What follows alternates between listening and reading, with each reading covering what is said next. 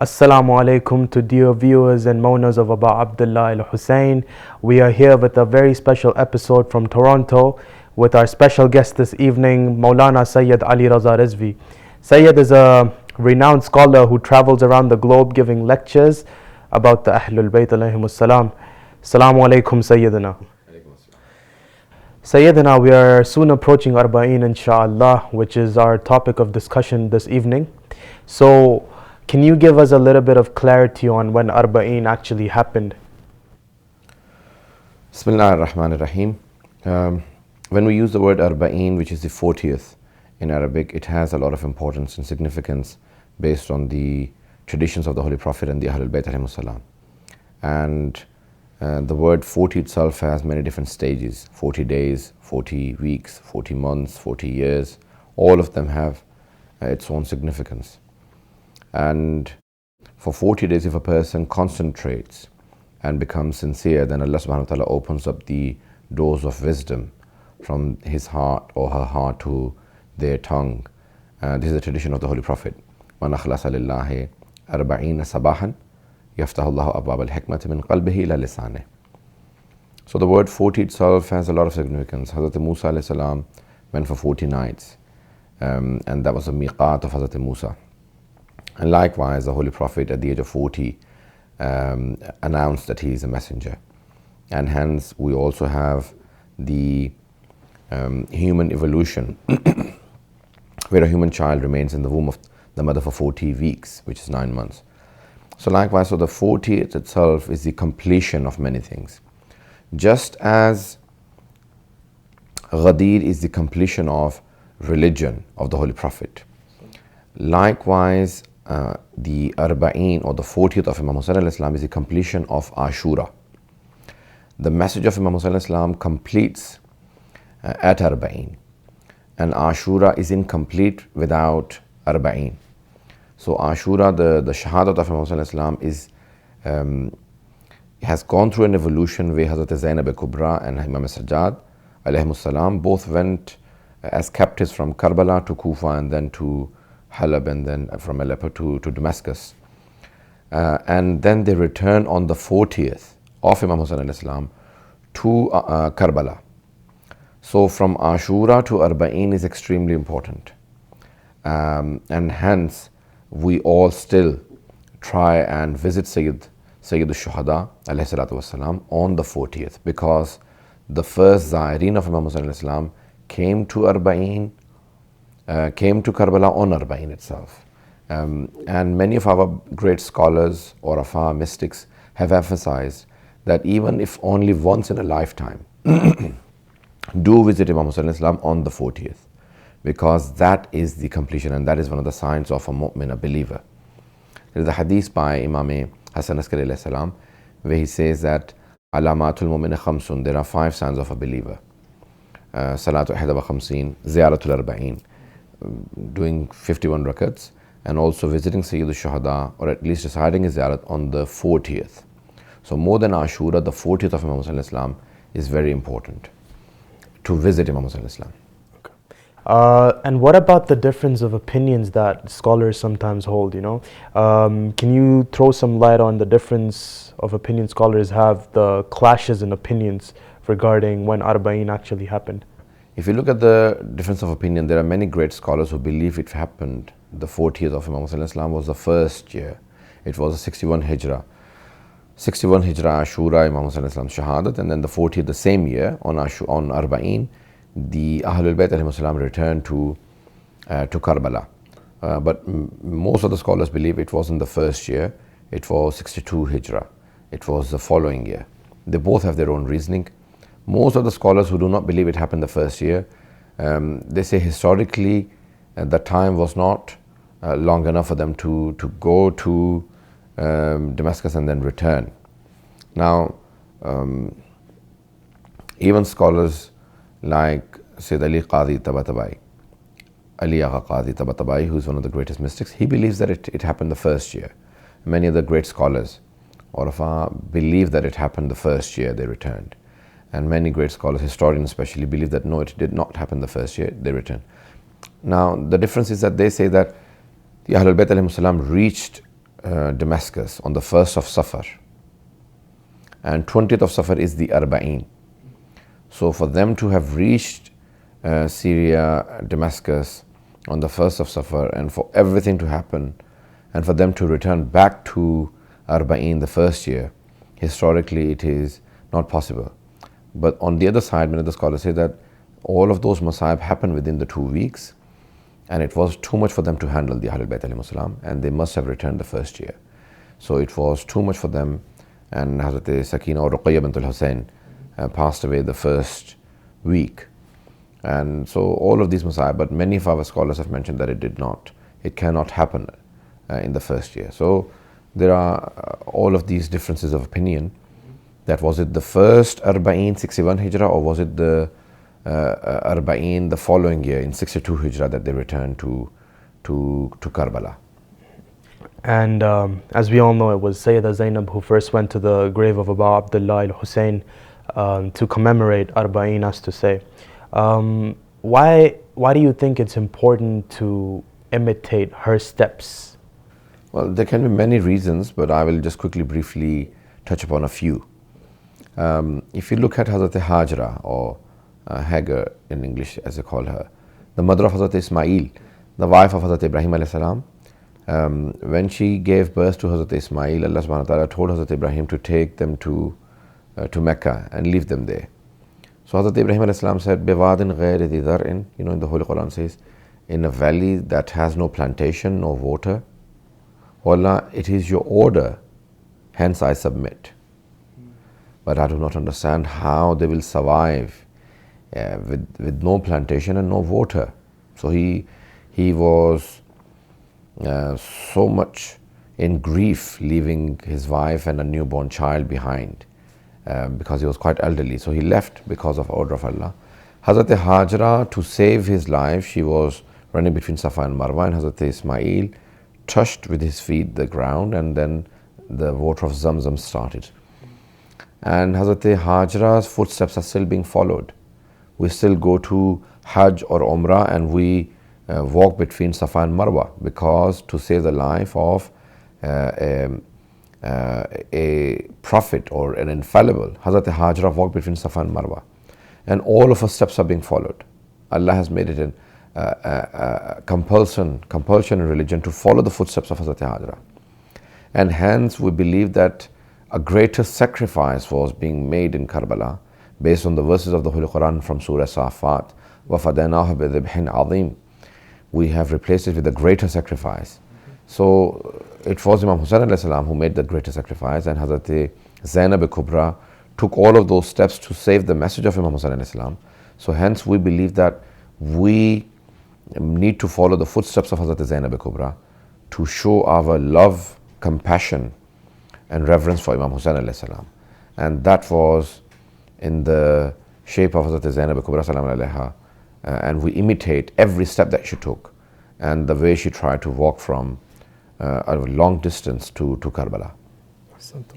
And when it comes to the sacrifice of Imam Hussain himself, we think of it as something very grand and unique.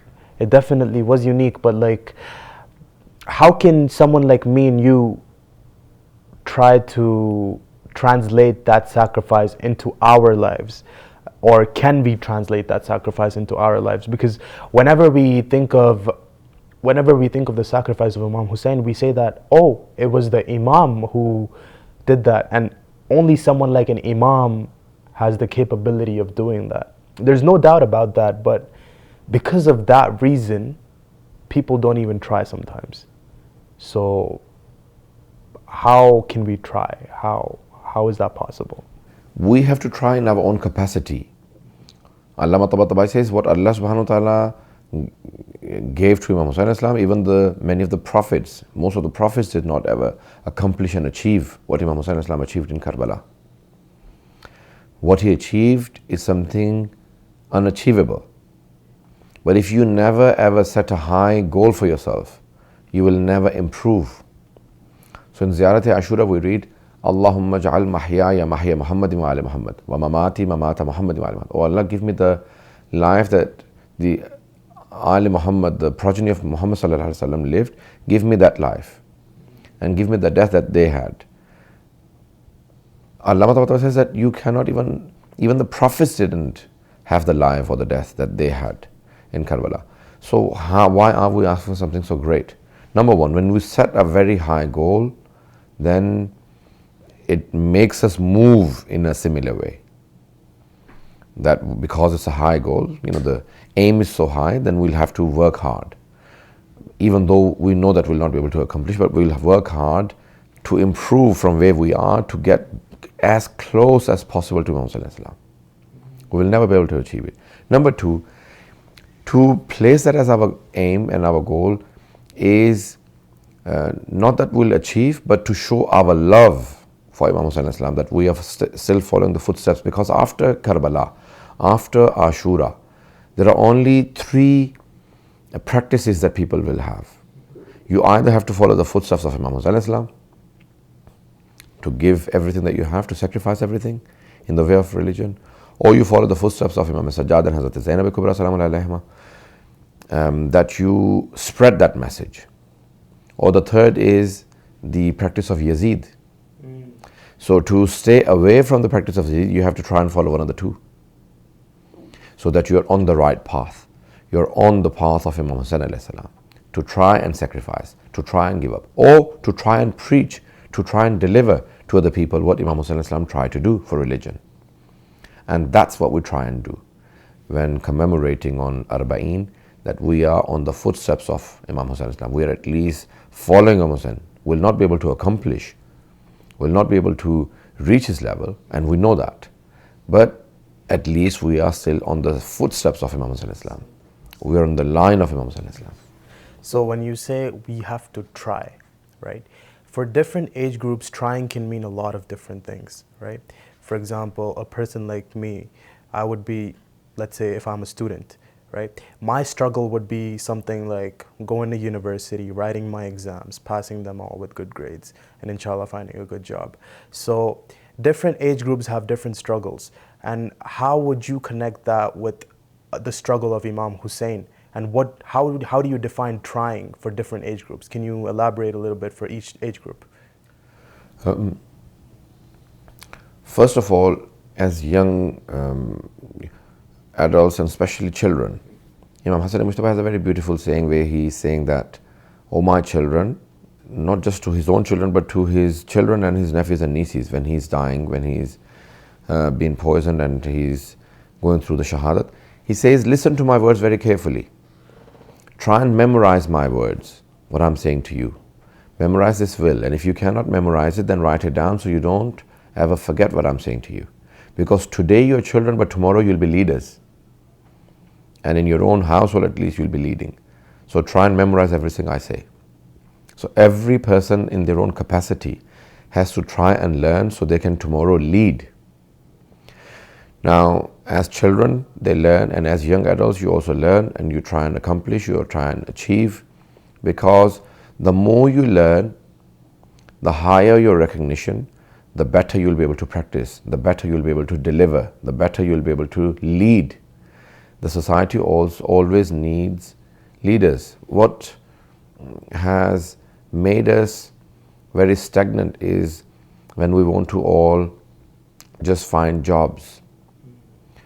And that makes us servants and not leaders. And in a Muslim society, every individual has to have the ability to lead and become just and become knowledgeable, become learned, and become a leader tomorrow.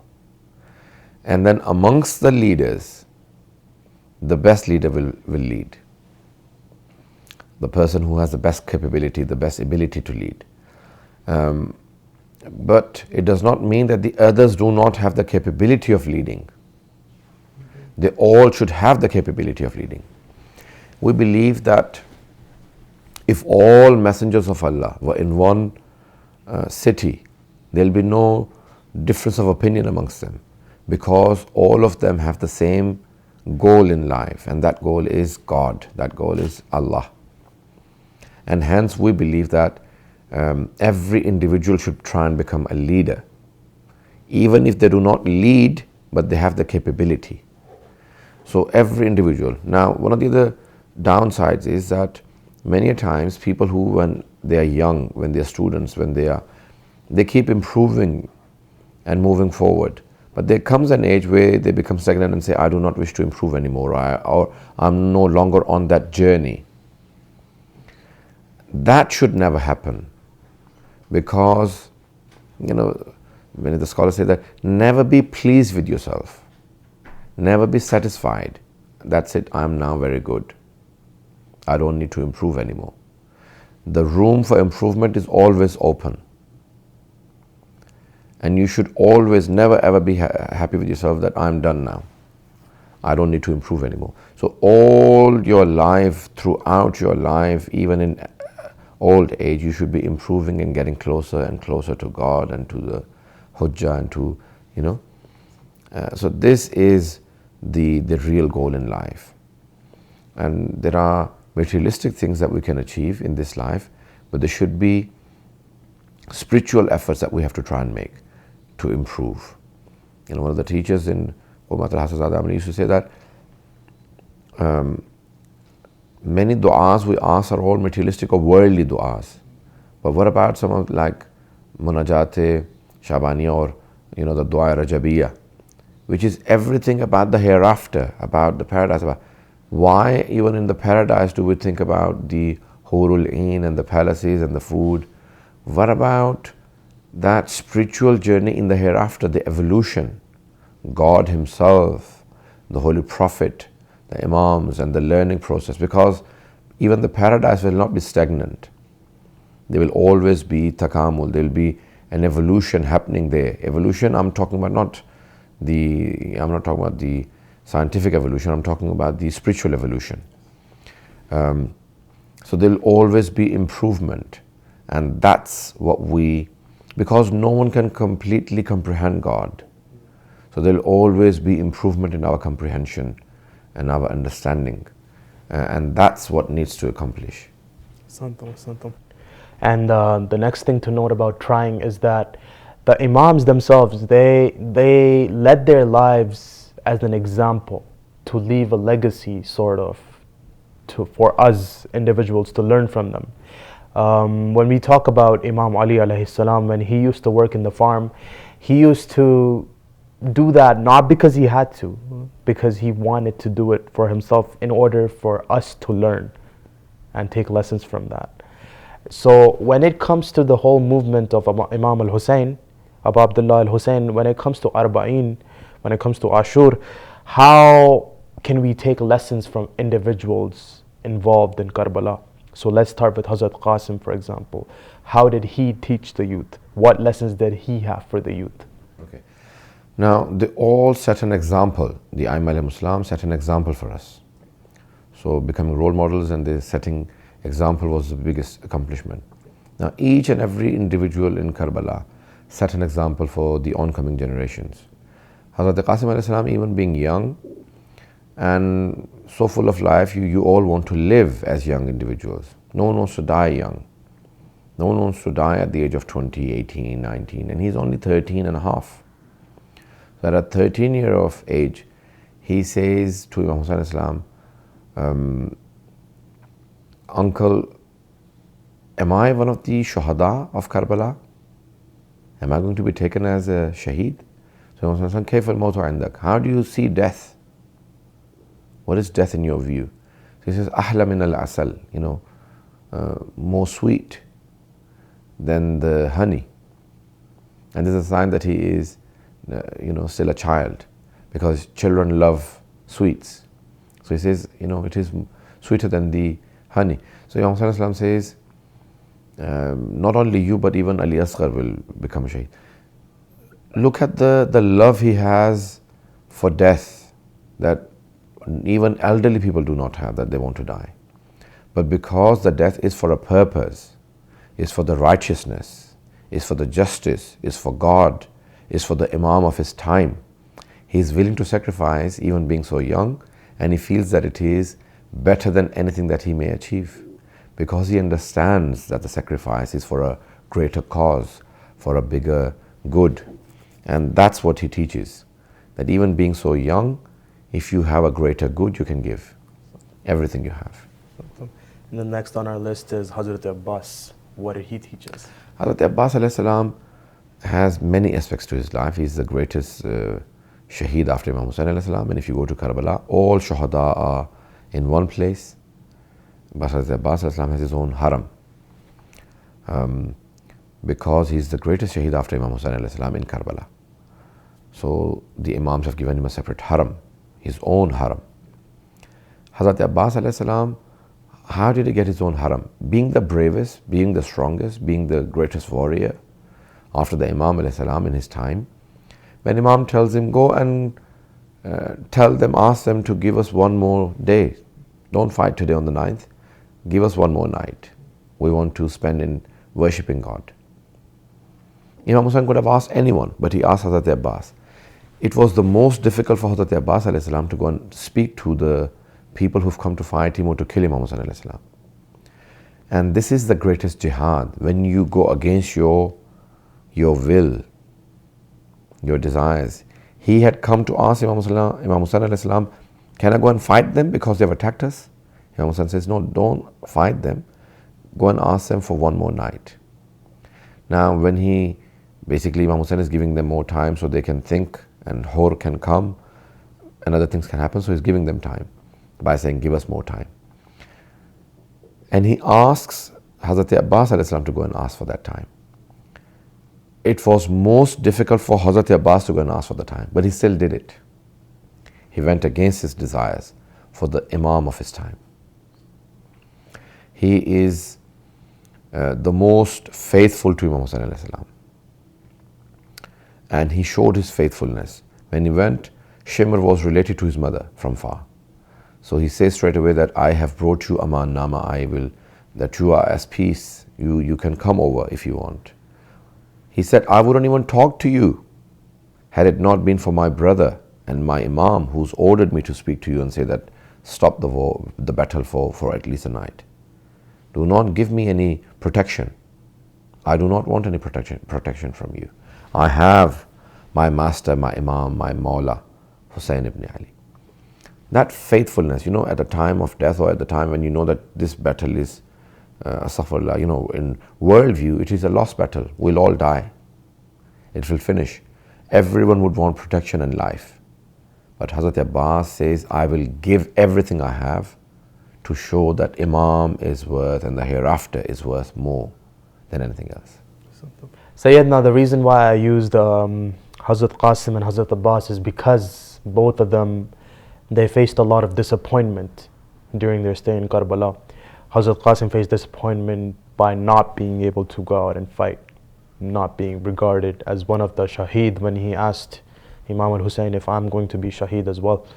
And Hazrat Abbas, on the other hand, not having permission to fight, which in itself is one of the biggest disappointments, because as they say that he could have wiped the entire army by himself. While thinking of these disappointments, we often tend to neglect the disappointment of Hazrat Hur ibn Yazid al-Riyahi, who inflicted so much harm on the camp of Imam al-Hussain by stopping water. So tell us a little bit about his disappointment. Elaborate a little bit about what he might have been going through at that time. Hur on the 2nd of Muharram had stopped Imam Hussain Islam. When he first came, he was thirsty with a group of 1,000 soldiers. So Imam Hussain had enough water for 1,000 soldiers, but he said, give them. I do not wish to have the water. But this is, you see, the message of Imam Hussain Islam. When you have something, give it up if someone needs it more than you. So he sacrificed all the water.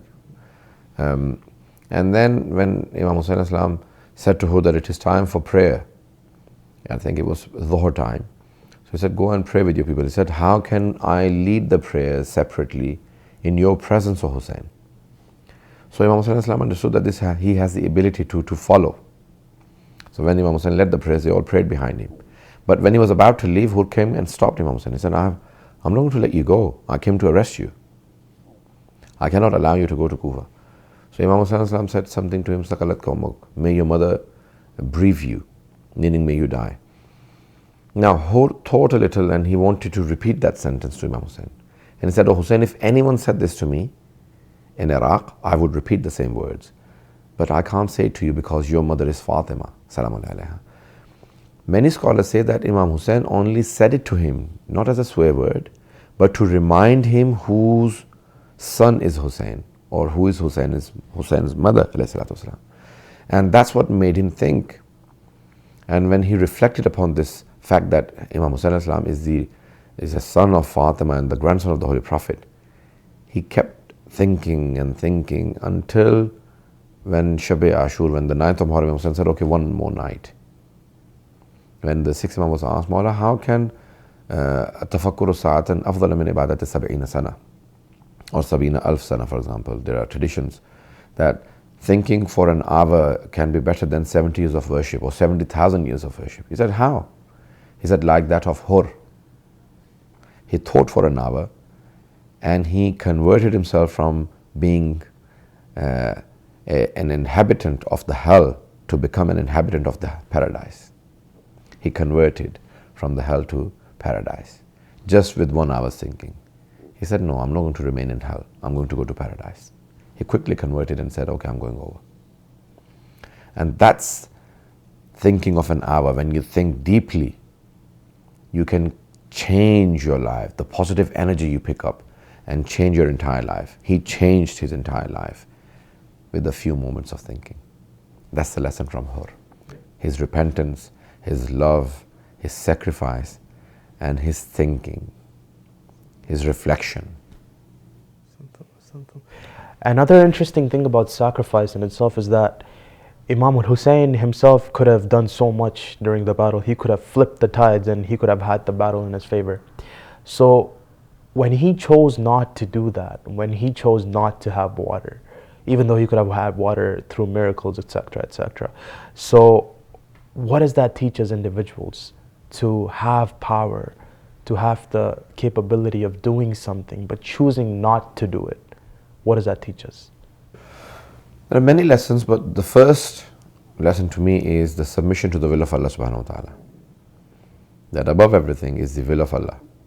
Oh Allah, because you see, he himself says that when he was leaving Medina, he went to the grave of his grandfather, the Holy Prophet, and he cried so much that he fainted, on the grave, and he embraced the grave. And he says that I saw that when I have dropped on the grave of my grandfather, he got up and he embraced me and he said, Ya Hussain, inna Allah sha'a an yaraka qatila. It is the mashiyat of Allah subhanahu wa ta'ala. There is irada and there is mashiyat. The divine intent and the divine will. Irada is less than mashiyat. In Allah sha'a an yaraka qatila, the mashiyat of Allah, the divine will is to see you as a martyr, as a shaheed. Not just the intent of Allah, but the divine will, because the sacrifice of all prophets is going to end if you do not sacrifice. And he said, what about my sisters? He said, the mashiyat of Allah, the divine will, is that they become captives and they save your message, otherwise your message will die if they do not sacrifice. So the first thing Imam Hussain did was submit to the will of Allah subhanahu wa ta'ala. No matter what happens, I will submit and I'll be strong to sacrifice everything. Second thing was that he never showed any weakness. He was strong. The enemies say that as the day was passing by, the glory on Imam Hussein's face was becoming greater and greater. He wasn't becoming weaker and weaker by the day. He was becoming greater by the day. As the day was passing by, he would be stronger. There was no weakness in Imam Hussain. The majesty, the jalal on his face was greater in the time of Asr than at the time of Fajr. Even though the hunger and thirst is increasing, but his greatness is increasing. He's becoming stronger. So the trial wasn't making him weak, it was making him stronger, because he was succeeding in his trial, in the tribulations and trials that he was going through. He was becoming stronger. So that's the second message. The third message from Imam Hussein's life, that even after going through all those trials, there is no complaint. He says, "O Allah, your servant is before you. Ridan biqada'i wa tasliman li amrih." Ridan biqada'ihi wa taslim. I am truly pleased with whatever you have destined for me. I'm not angry. I have no displeasure. Wa tasliman li amrih. And I have totally submitted myself to whatever you have willed for me. I will not complain. And the fourth message, I can continue many messages, but the fourth message would be that even after all of those sacrifices, you learn to live through death. Yazid lived, but he died even though he was alive. And Imam Hussain taught us to live even after death. Death cannot kill you if your aim is high. If your aim is God, then even after death you will live. And many people are just living deads, living dead bodies. Yazid was a living dead, and Hussein is he's a being that lives even through shahadat, even after death he lives. And many people are just dead, walking about. So he taught a lesson that you can live. Don't worry about death. Don't be frightened of death. You will even live through death. And that's one of the greatest lessons he taught. Another very important thing to note about Imam al-Hussein during his stay in Karbala is that he sought refuge only in Allah. Even when he was lonely, even when everyone had left him in the battlefield, one after the other, everyone went and became shaheed. He was left alone, but he still sought refuge in Allah subhanahu wa ta'ala. So when we as individuals, when we are faced with loneliness, we tend to turn towards other people. People like us, for example.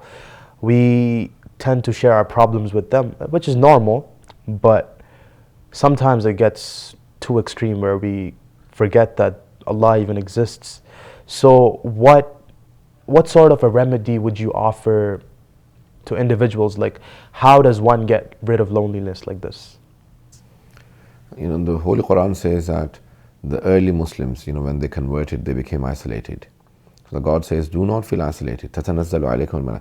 Tell them, my messenger, that angels come down upon them and they are surrounded by angels. Because they're isolated, they feel that we're isolated from human beings. What about the angels that are around you? Now, Sayyidu Shuhada ﷺ taught a lesson that, many people always claim that I will fight till the last drop of blood in my body. But they never fulfilled. I will fight till the last soldier, till the last arrow that I have. They had the weapons, they had the soldiers, and they gave up. Imam Hussain said it, and he performed it. Till the last soldier, till the last arrow, till the last drop of blood in his body. He stood up against evil. He stood up against falsehood. He stood up against injustice, against oppression. He stood up and he fought till the last drop of blood in his body. And he proved it, that it can be done. And after lifting the bodies of all the shuhada, he stood so strong.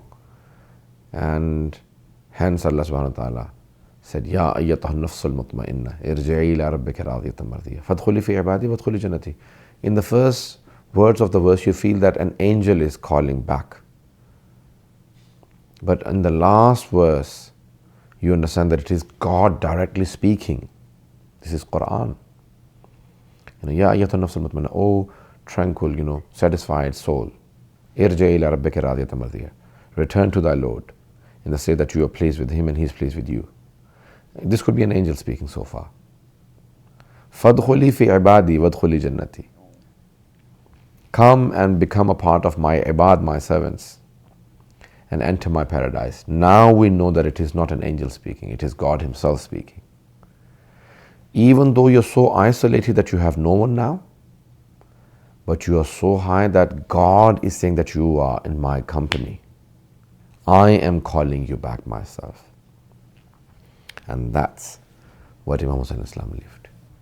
Inshallah, this brings us to the last question of this evening, which is, how is Imam al-Hujjah so similar to Imam Hussain? So when we mention his name, we say that he is the Hussein of today. So what do we mean by that? First of all, Imam Hussain was left. He had the best companions. He said that I have the best companions that even my grandfather, my father and my brother did not have. They would ask their companions to come back and they would not. And I'm telling them to leave and they would not. So Imam al-Hujjah Islam will have the best companions. He'll have the best 313. Better than any prophet, better than any imam.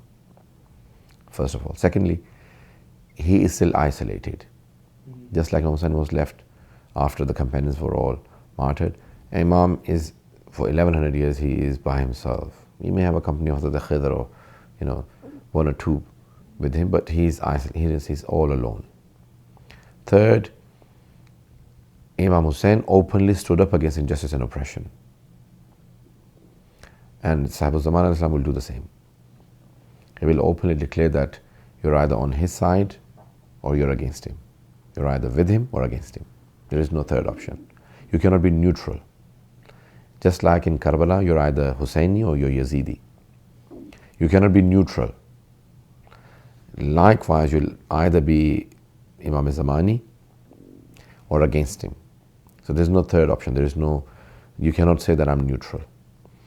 Now, one of the things that Imam Zaman al-Islam will do, he'll announce 5 times, Allah ya Ahl al-Alam, or people of the world or universe, people in this universe, or inhabitants of this universe.